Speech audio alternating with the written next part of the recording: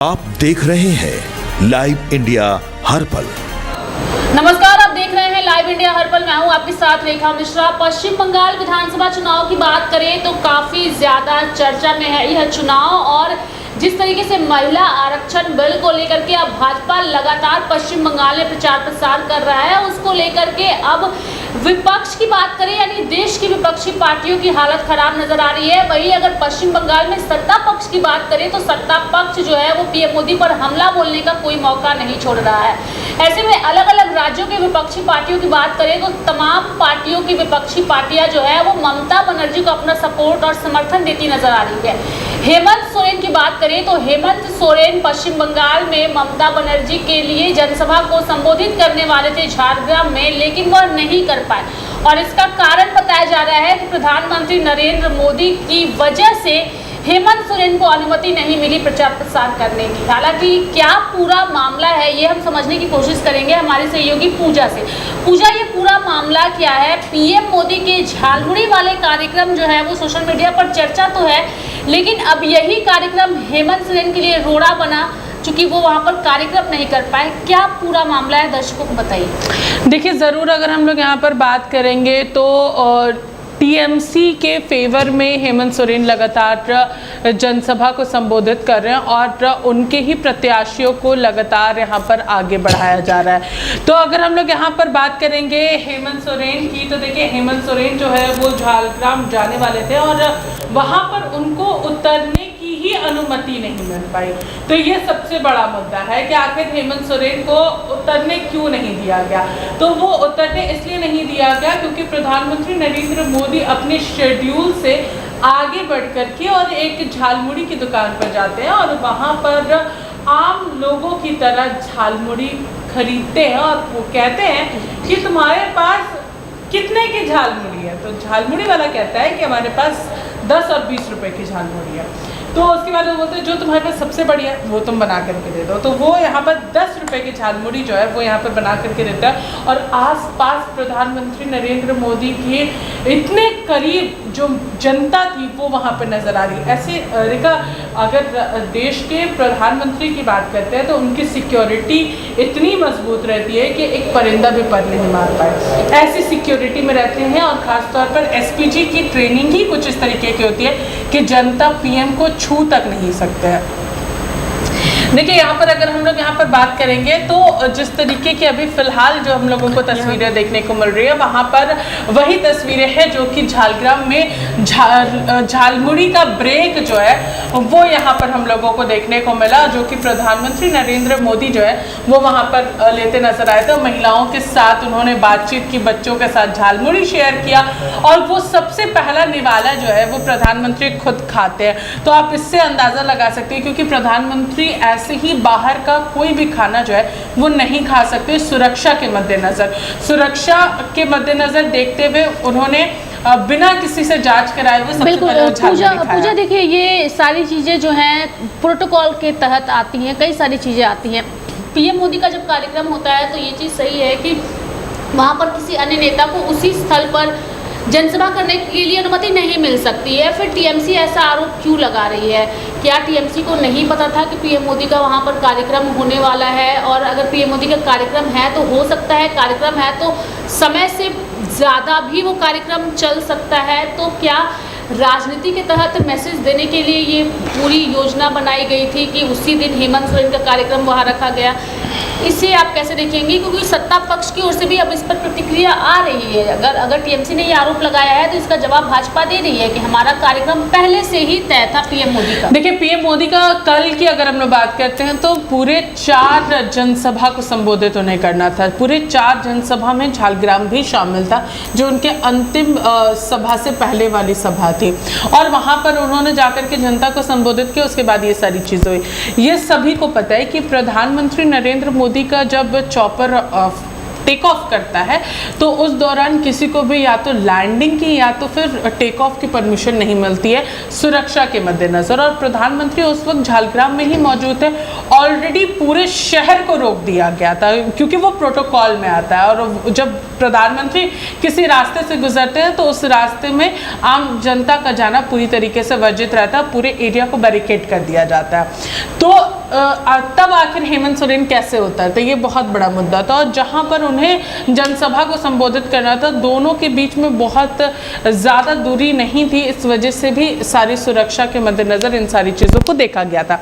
सुरक्षा को अगर हम लोग देखते हैं तो फिर सुरक्षा के मद्देनज़र प्रधानमंत्री नरेंद्र मोदी जो है वो वहाँ पर उन्हें वहाँ पर सारी सुरक्षा व्यवस्था मुहैया कराई गई थी, और हेमंत सोरेन जो है उन्हें वहाँ पर उतरने की परमिशन नहीं मिली। और उतरने का परमिशन इसलिए भी वहाँ पर नहीं मिला क्योंकि सुरक्षा के मद्देनज़र चीज़ें बिगड़ सकती थी, और ऑलरेडी प्रधानमंत्री वहाँ पर मौजूद थे, तो उनका टेक ऑफ और सारी चीज़ें जो है वो काफ़ी ज़्यादा बाधित हो सकती थी। और देखिए, विपक्ष यानी कि टीएमसी की अगर हम लोग बात करते हैं तो टीएमसी अब इसे एक राजनीतिक मुद्दा बना रहा है।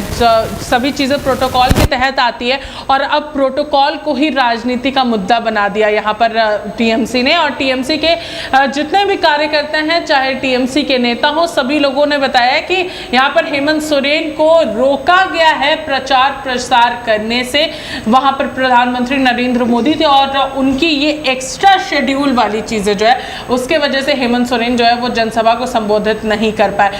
तो इसके वजह से उनकी एक जनसभा जो है वो खराब हुई है, जनता को परेशानी का सामना करना पड़ा। टीएमसी का आरोप अब यहाँ पर ये लगता हुआ नजर आ। तो देखिए, राजनीतिक मद्देनजर से अगर देखेंगे तो टीएमसी इसे अब भुनाने की कोशिश कर रही है कि हमें हमारे ही राज्य में यहाँ पर जो चुनाव प्रचार प्रसार नहीं करने दे रहे प्रधानमंत्री नरेंद्र मोदी। तो इसे एक राजनीतिक रूप जो है वो यहाँ पर दिया जा रहा है, ताकि इसे जनता के बीच भुनाया जा सके, और ये बताने की कोशिश है कि अगर प्रधानमंत्री नरेंद्र मोदी कहीं जाते हैं तो किसी अन्य नेता को वहाँ पर उतरने भी नहीं दिया जाता। बिल्कुल, देखिए, अगर ऐसे आरोप लगा रहे हैं तो कुछ चीज़ें प्रोटोकॉल के तहत आती है। देश के प्रधानमंत्री हैं और उनकी सुरक्षा सबसे ज़्यादा मायने रखती है, और यही वजह है कि ये सारे फैसले लेने पड़ते हैं। पूजा, अगर बंगाल चुनाव की बात करें तो जिस तरीके से जो विपक्ष की पार्टियां हैं, चाहे वो उत्तर प्रदेश के अखिलेश यादव हो, झारखंड के हेमंत सोरेन हो, इन लोगों का साथ मिला है ममता बनर्जी को। यानी कि इंडिया अलायंस के ये वो नेता हैं जो ममता बनर्जी को सपोर्ट कर रहे हैं, लेकिन इसी अलायंस का हिस्सा है कांग्रेस पार्टी, जो कि अलग थलग है पश्चिम बंगाल में।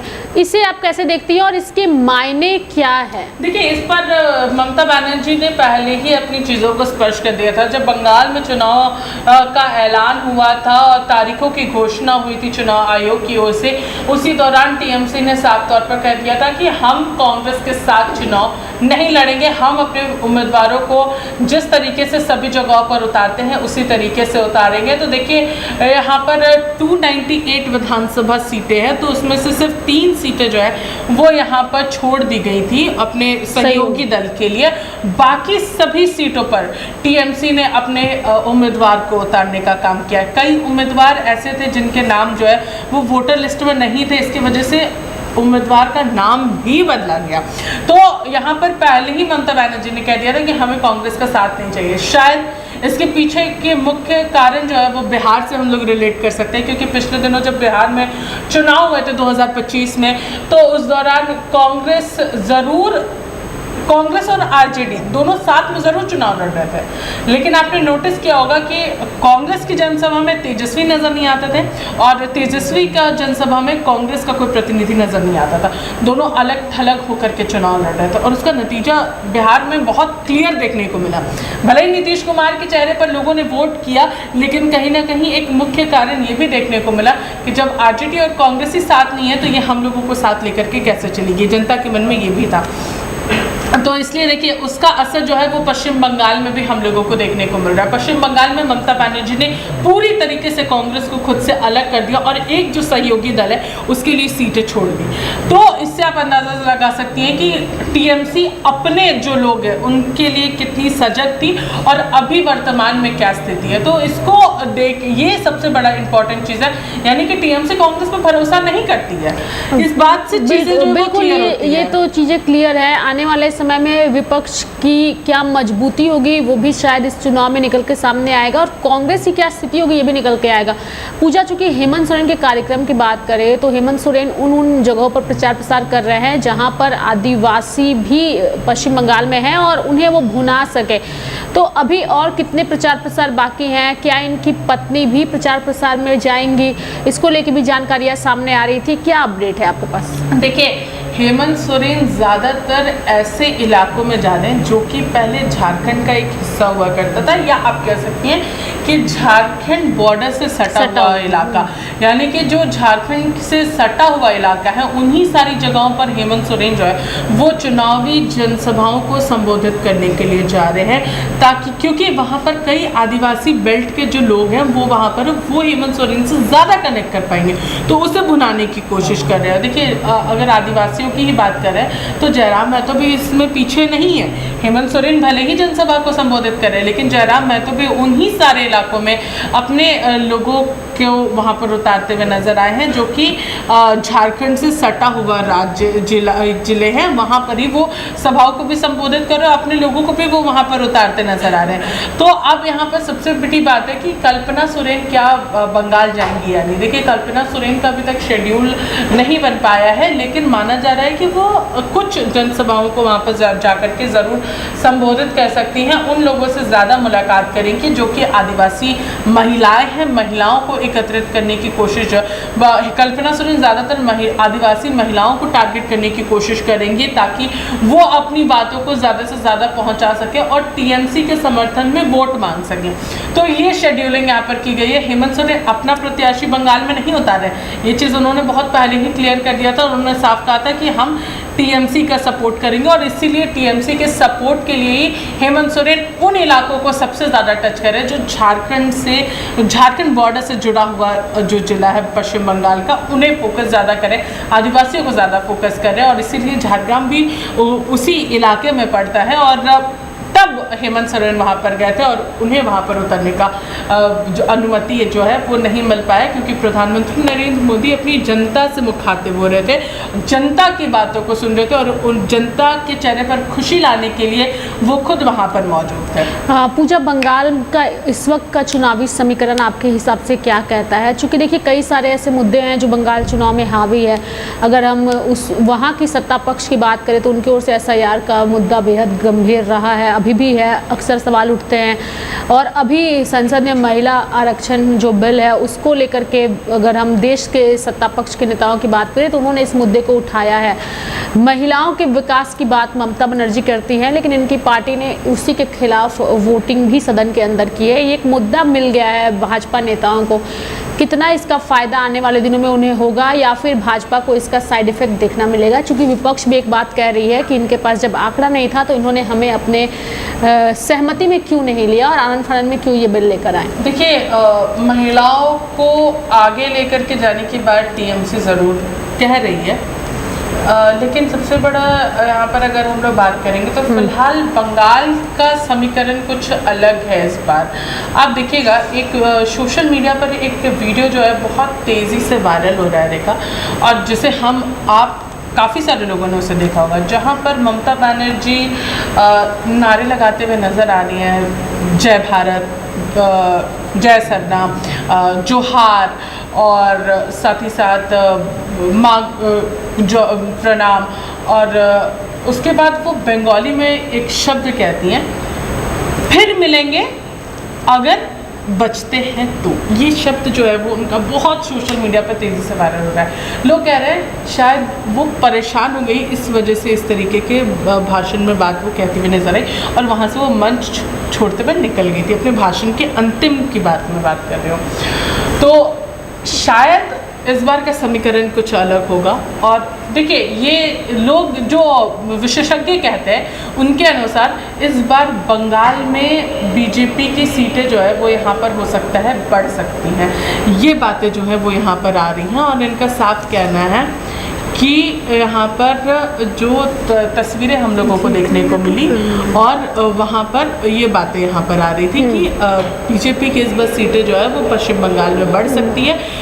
टीएमसी का चेहरा जो है वो शायद सीटें कम होंगी लेकिन सरकार टीएमसी की बन सकती है, ये विशेषज्ञ जरूर बिल्कुल। कह रहे यानी कि हैं। आपने इस वीडियो के माध्यम से बताने की कोशिश की है कि वो हर जगह प्रचार प्रसार कर रही हैं और कह रही हैं कि जीतेंगे तो फिर मिलेंगे। हाँ। एक तरीके से वो बोल रही हैं, जनता के बीच कह रही हैं। यानी कि बंगाल का ये चुनाव बेहद दिलचस्प है पूजा, कई सारे मुद्दे इस पर हावी हैं और जिस तरीके से अन्य क्षेत्रीय पार्टियों को ममता बनर्जी का समर्थन मिला है, वो बता रहा है कि कांग्रेस को छोड़ करके सभी विपक्ष फिलहाल इंडिया अलायंस का एकजुट है बंगाल चुनाव में और सभी चाहते हैं कि ममता बनर्जी आए, चाहे वो तेजस्वी यादव ही क्यों ना हो। हाँ, पूरे इंडिया गठबंधन की बात नहीं करेंगे क्योंकि अभी तक तेजस्वी यादव का हम लोगों नहीं, को तेजस्वी एक दो गिने चुने ही जनसभा हम लोगों को वहाँ पर देखने को मिले। वो एक्टिवनेस जो हेमंत सोरेन ने दिखाया उस तरीके का वो एक्टिवनेस नहीं है पूजा, लेकिन समर्थन पूरा तेजस्वी यादव ने ममता बनर्जी को दिया है। तो क्या ये हम माने कि कांग्रेस को छोड़ करके पूरा इंडिया अलायंस ममता बनर्जी को अपना सपोर्ट दे रहा है और अगर वो चुनाव जीतती है तो आने वाले दिनों में इंडिया अलायंस में कांग्रेस के बजाय अन्य विपक्षी दल ज्यादा मजबूती के साथ रहेंगे, ये हम माने? देखिए, हो सकता है क्योंकि इंडिया गठबंधन में लोग पहले ही अलग थलग नजर आ रहे हैं। चाहे वो अगर आप देखिएगा आप पार्टी की बात कर ले, चाहे सपा की बात कर ले, चाहे हम लोग आरजेडी की बात कर लेते हैं, तो इंडिया अलायंस में कई छोटे छोटे दल मिले हुए लेकिन सब अलग के हिसाब से अपने फायदे को यहाँ पर देख रहे हैं। हेमंत सोरेन भी यहाँ पर टीएमसी के सहयोग इसलिए भी करिए क्योंकि अब हेमंत सोरेन को अपनी एक राजनीतिक पहचान जो है वो राष्ट्रीय स्तर तक लेकर के जाना है। तो यहाँ पर उन्होंने एक लीडर की तरह चीज़ों को संभालने की कोशिश की कि हम आदिवासियों के हितैषी हैं और हम आदिवासी नेता हैं और आदिवासियों की ही राजनीति यहाँ पर करते हैं कि आदिवासियों को लेकर के किस तरीके से चला जा सकता है। तो हेमंत सोरेन अपने आप को यहाँ पर आदिवासी नेता के रूप में राष्ट्रीय स्तर पर स्टैब्लिश करने की कोशिश कर रहे हैं और इसीलिए चाहे वो असम हो चाहे वो पश्चिम बंगाल हो, दोनों ही जगह पर हेमंत सोरेन की एक्टिवनेस और खासतौर पर कल्पना सोरेन की एक्टिवनेस हम लोगों को देखने को मिली थी। चलिए, बहुत बहुत धन्यवाद पूजा हमारे साथ इस पूरी खबर पर विस्तार पूर्वक चर्चा करने के लिए। पश्चिम बंगाल का चुनाव दिलचस्प है लेकिन फिलहाल नरेंद्र मोदी का एक वीडियो वायरल हो रहा है और इस वीडियो के वायरल होने के बाद टीएमसी लगातार बीजेपी पर हमला बोल रही है और ये कह रही है कि पीएम मोदी के इस झालमुड़ी वाले कार्यक्रम की वजह से हेमंत सोरेन का कार्यक्रम जो है वो नहीं हो पाया है, चूँकि उनके जो हेलीकॉप्टर थे उसे उतरने की परमिशन ही नहीं मिली है और ये फिलहाल राजनीतिक एक मुद्दा बना हुआ है जहां पर अपने वीडियो के माध्यम से पीएम मोदी सुर्खियां बटोर रहे हैं। वहीं टीएमसी पीएम मोदी के इस कार्यक्रम से खुद के एक नेता के कार्यक्रम के ना होने को लेकर बीजेपी को आरोपों के घेरे में खड़ा कर रही है। देखने वाली बात होगी कि आने वाले दिनों में और किस तरीके के मुद्दे बंगाल चुनाव में हावी होते हैं। मेरे साथ फिलहाल अभी के लिए इस खबर में इतना ही। आप देखते रहिए लाइव इंडिया हर पल। नमस्कार।